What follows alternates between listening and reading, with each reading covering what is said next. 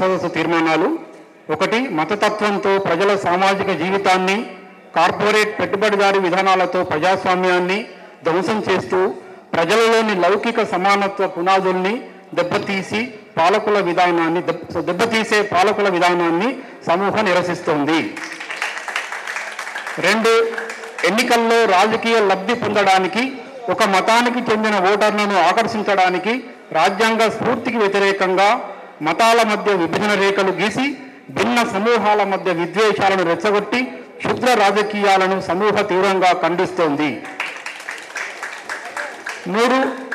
అభివృద్ధి పేరుతో కార్పొరేట్ దోపిడీ కోసం అటవీ ఆదివాసుల భూముల సేకరణను ఆపాలని, ఆదివాసీలను అడవికి దూరం చేసే చట్టాలను ఉపసంహరించుకోవాలని, వారిపై హింసా ప్రయోగాన్ని తక్షణం నిలిపివేయాలని ప్రజల పక్షాన నిలబడ్డ రచయితలుగా సమూహ డిమాండ్ చేస్తోంది. 4.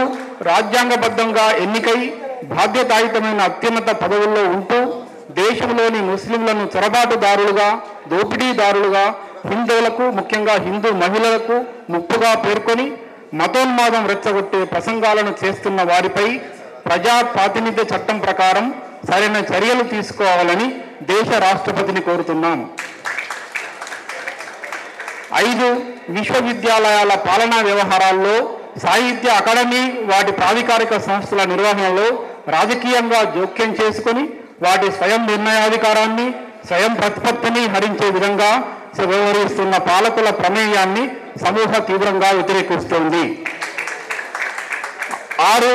ప్రపంచ చరిత్రలోనే అతి హేయమైన దాడులకు పూనుకున్న ఇజ్రాయెల్ యుద్ధోన్మాదాన్ని వ్యతిరేకిస్తూ పాలస్తీనా ప్రజలకు సంఘీభావంగా అమెరికన్ విశ్వవిద్యాలయాల్లో ప్రదర్శనలు చేస్తున్న విద్యార్థులపై, అధ్యాపకులపై అరెస్టులు, రస్టికేషన్ వంటి అప్రజాస్వామిక దాడులకు తెగబడుతోన్న స్థానిక అధికారుల చర్యలను సమూహ తిరస్కరిస్తోంది. 7. రాజ్యాంగ హక్కుల్ని నిరాకరిస్తూ కులాధిపత్య, పితృస్వామ్య విలువలతో కూడిన వర్ణ ధర్మాన్ని కాపాడే మధ్యయుగాల మెజారిటీ మతాచారాల, విశ్వాసాల కట్టుబాట్లలోకి దేశాన్ని నడిపించే ఫాసిస్టు ధోరణుల్ని తిరస్కరించాల్సిందిగా భిన్న అస్తిత్వాలకు చెందిన ప్రజాశ్రేణులకు విజ్ఞప్తి చేస్తోంది.